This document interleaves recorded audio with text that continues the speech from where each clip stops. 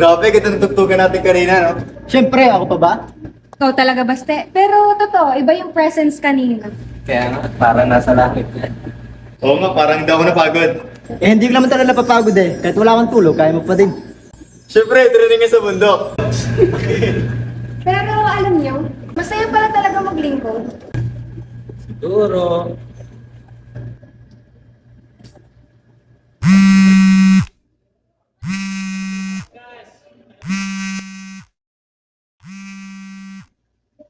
Wait lang ha. Hello. Ha? Ngayon? Hindi. Nasa church ako. Sige, papunta na ako.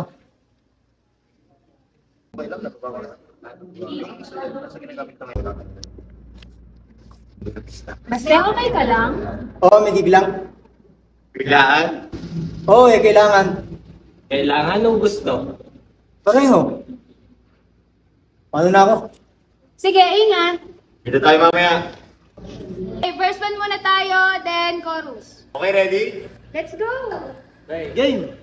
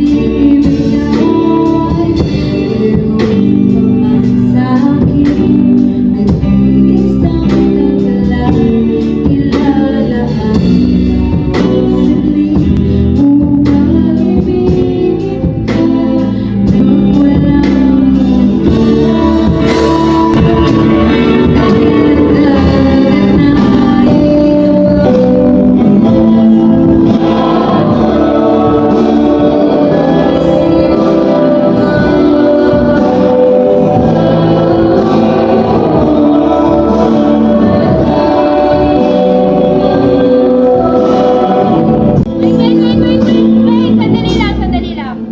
Bakit? Baste, ano yun? Adlib lang, pampaganda. Pampaganda o pampasikat? Parte ng music yun ah. Oo nga, pero hindi lahat ng maganda kailangan ilagay.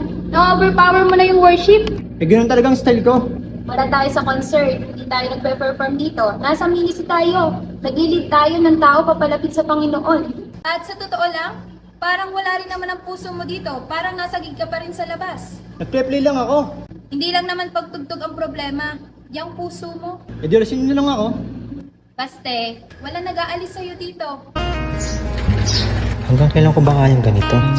Yung tumutugtog ka, pero hindi mo sigurado kung saan ka dadalhin ito. Sabi nila, hindi ka mabubuhay sa passion lang. Kailangan mo rin kumita, maghanap ng masigurado. Pero bakit ganun? Kung tumutugtog ka sa simbahan, iba yung pakiramdam. Parang may dahilan. Parang buo ka. Pero pag nasa kalsada ka, parang trabaho na lang lahat. Ano ba talaga dapat piliin? Ang gusto mo o yung kailangan mo? Pre, uy, mukhang pagod ka ah. Di ah. Galing ka na naman simbahan. Seryoso lang pre, meron ka ba kinikita dyan? Hindi naman sa minamaliit ko yan eh. Pero di ka mapapakain ng passion lang pre. Pero sa yung talent mo tol. Magaling ka naman tumugtog pero lagi ka nandun. Kung saan may pera, dun ka. O, halimbawa, mag-gig ka, mag-racket ka, mag-basking ka, eh at least dun may napapala ka. Oo nga eh. Pero real talk lang pre, hindi kasi sapat yung masaya ka lang eh.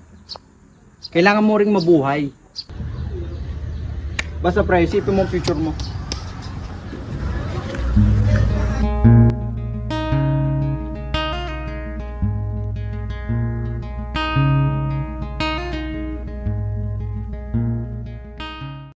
Kanina pa kitang hinihintay. Sorry babe, natagalan sa simbahan. Simbahan na naman. Basta lagi na lang ganyan. Alam mo ba kung ilang beses tayo nag-usap tungkol dito? Alam ko naman. Hindi mo alam. Kasi kung alam mo, may nagbago sana. Basta, di naman kita pinipigilan tong gusto. Pero parang ang buong buhay mo, dun na umiikot. Yung ministry, yung simbahan, lagi na lang sila. Importante sa akin yun eh. Eh ako, importante pa ba ako? Bakit mo naman tinatanong yan? Kasi pakiramdam ko wala na akong lugar dun sa buhay mo. Lagi kitang iniintindi. Lagi ako nag-a-adjust. Pero ikaw, hindi mo man lang nakikita yung future natin. Ginagawa ko naman ang best ko ah. Pero saan tayo dadalhin ng best mo, Baste? May plano ka ba talaga? Kita mo, kahit ikaw hindi sigurado, mamili ka, Baste. Ako ba o ang ministry mo? Hindi naman kailangan mamili. Kailangan! Kasi habang tumatagal, pakiramdam ko hindi mo kaya pagsabayin. Pagod na akong mentindi, Baste. Ano? Sagot! Ako o yung ministry?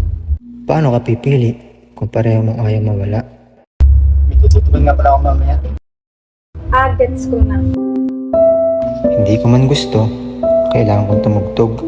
Kasi dun, may pera. Kapag tumutugtog para sa ministry, parang may dahilan lahat ng tugtog. Pero hindi naman sapat, kung saya lang. Hindi rin na mababayaran yung mga kailangan ko. Kaya kahit mas masakit piliin, dito muna ako, sa basking. Kasi dito, may kita. Thank you everyone. God bless.